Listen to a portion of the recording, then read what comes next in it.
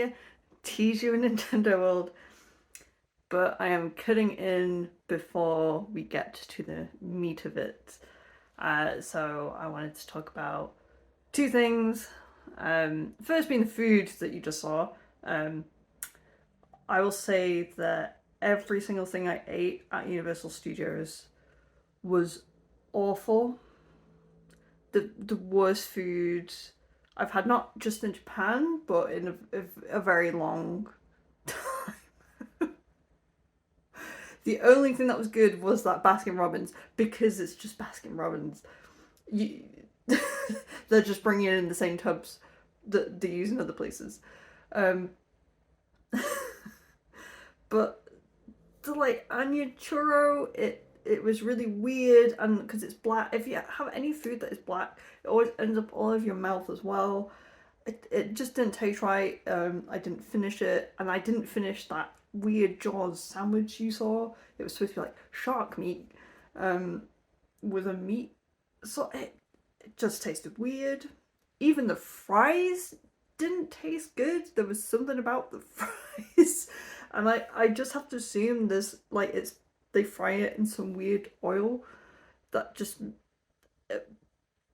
So yeah, all the food was terrible. A lot of it looks cool and funky and pretty.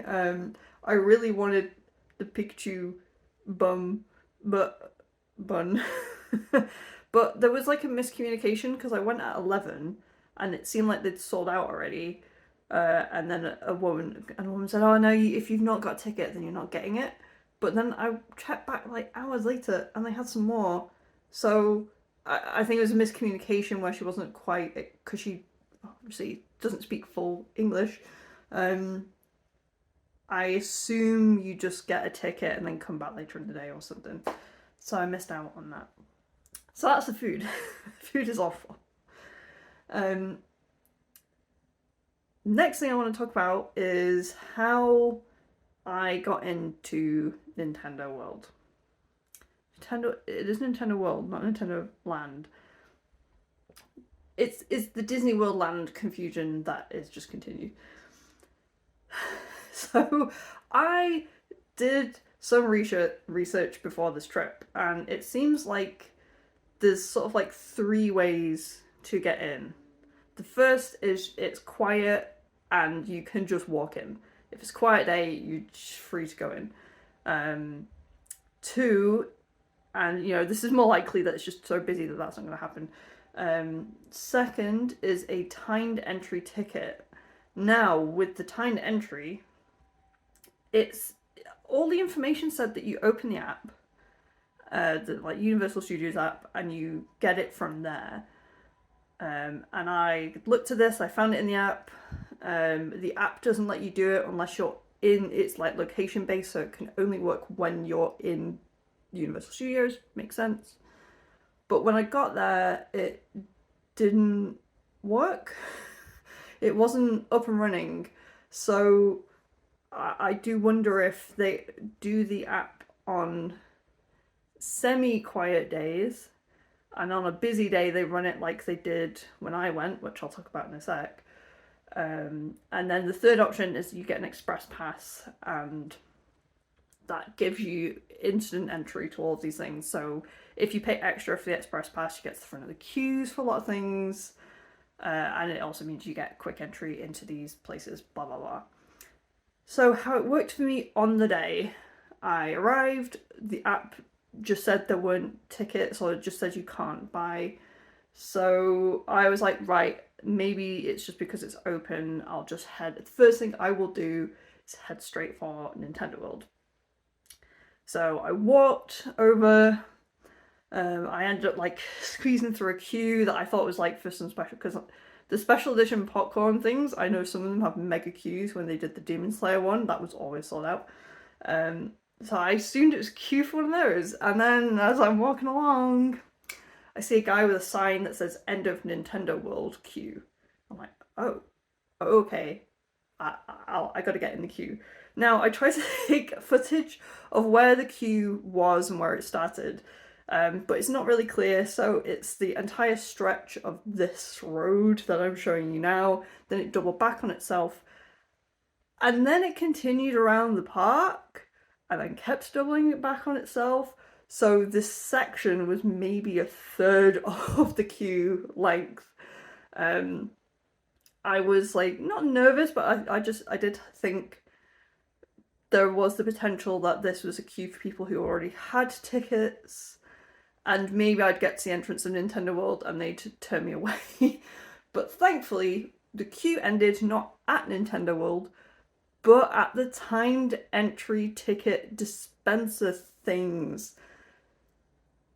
So that's how it was. So after queuing for about half an hour, I want to say, I ended up with my tickets for a couple hours later. So that's it. I was done. I was in. So my advice, if you're not doing the Express Pass, yeah, just do what I did and try and aim at Nintendo World. And if you spot a sign or if you spot a giant queue, look for the guy with the sign and just join the queue and just go get your ticket as soon as possible. Check the app still. It was very busy when I went. You would not believe that this was a Tuesday. But I since learned that the university students are on holiday. I don't know if they're still on holiday as I'm recording this, but they're on holiday, and that's what made it busy, which was really frustrating because I picked out a Tuesday thinking I'd get a nice quiet day. No. Because I was also on my own. I thought, I'm gonna get to the front of all these rides and I'm gonna go through them really quickly. But I think in Japan people are more open to utilizing the single rider queue. In the UK, people barely touch it because they don't want to break up their group. But loads of people, there was a family of 3 who were in the single rider queue for one ride. So it ended up not quite going as planned. I didn't get on as many rides as I wanted. But that's how it goes. So now you know. I will show you the footage of Nintendo World, and then at the end of the video I will talk about the rides that you can't see, like the Mario Kart ride, and I will also talk about the wristbands.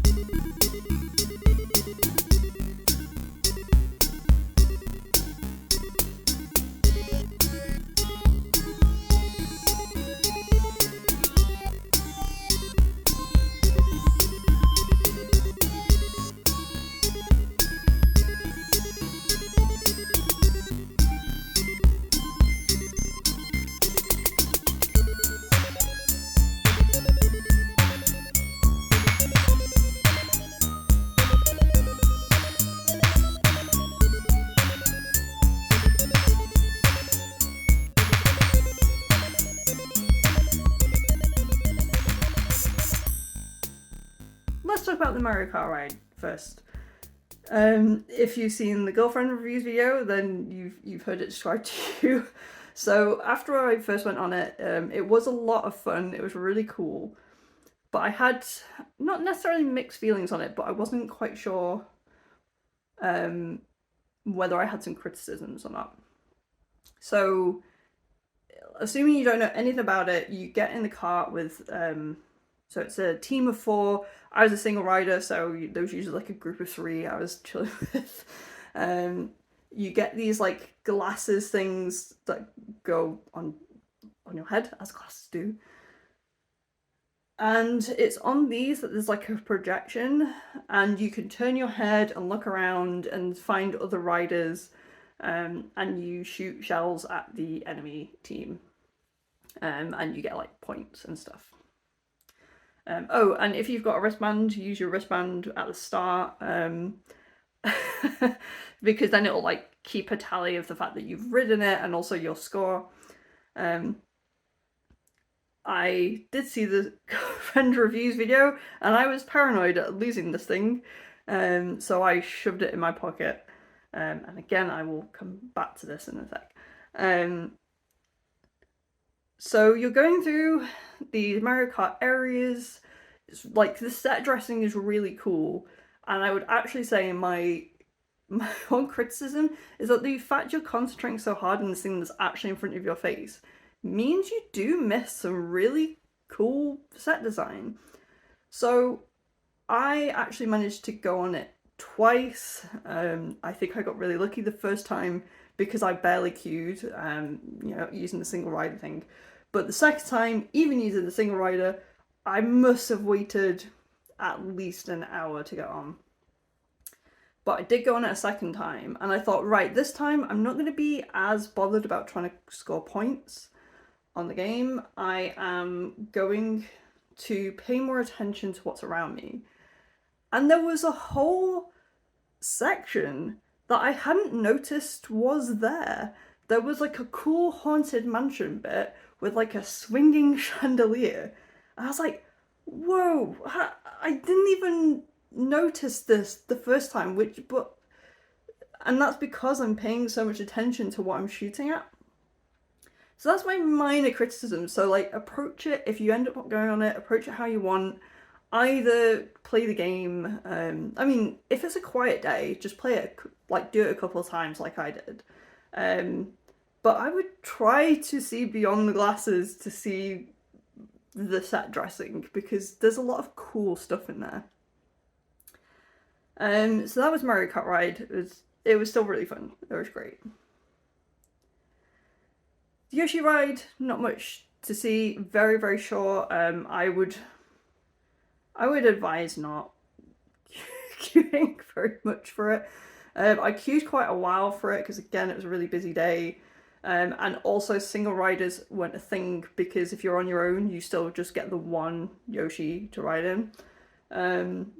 It's one of those rides where I'm kind of happy I did it once for the nostalgia, because like Yoshi's Story was one of the games that I played, and the music kept coming up, which is really cute.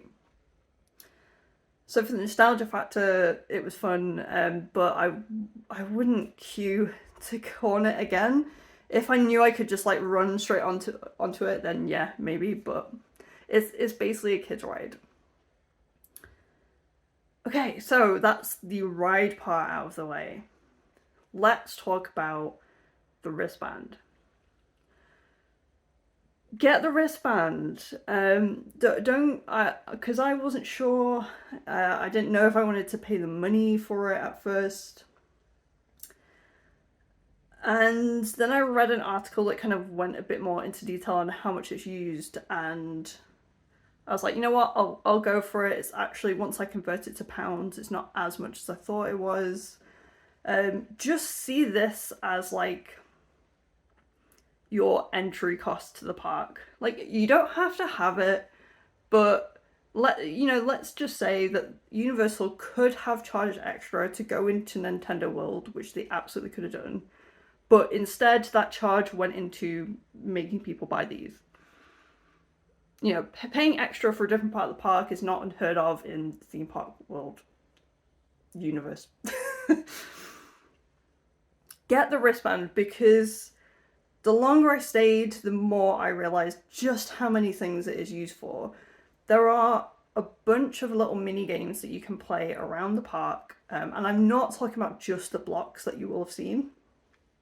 I'm talking full blown mini games where you're tapping on screens. Like, I was joining random teams of people to complete challenges.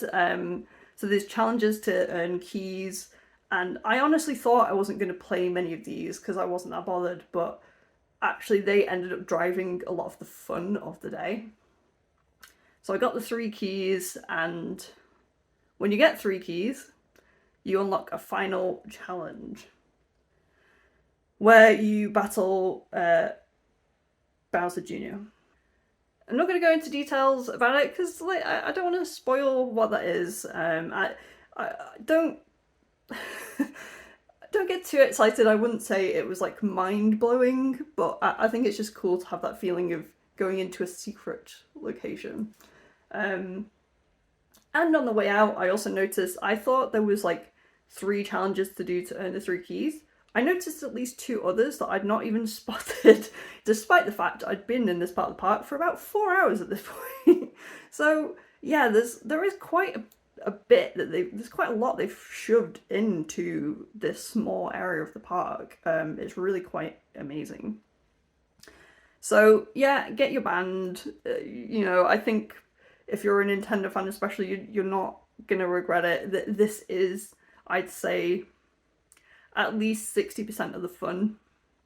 More of your time will be spent, excluding queues, but more of your fun and whatever will be spent on these rather than the rides. If you're just there for the set dressing and to play the Mario, or to go on the Mario Kart ride, fine, go for it, you do you. But that is my recommendation. A final thing I forgot to add: be careful. The wristband does not want to stay on your wrist. Like, I could see why Shelby Go Fair Reviews lost hers, because these just wanted to uncurl. I don't know how to show you while I'm holding the phone. Hold on. so so it kept doing this to me, and I kept having to like readjust it like that. I Universal, if you're watching, please give us like a clip or something to hold this together. Um, I don't know if it's because it's designed for a smaller wrist, but whatever it was, it did not want to stay on me. I was constantly readjusting it through the day. So please be careful, and maybe do what I did. And when you're on the rides on Mario Kart, put it in your pocket. Don't have it on your wrist. Just have it in your pocket. So just look out for that. And while I'm here, I might as well do a bit of an outro. So that is Nintendo World. I tried to not show you absolutely everything because you need some surprises. You need that in your life. And so now just enjoy these last final shots of Universal at night. So enjoy those, and thank you for watching. Bye bye.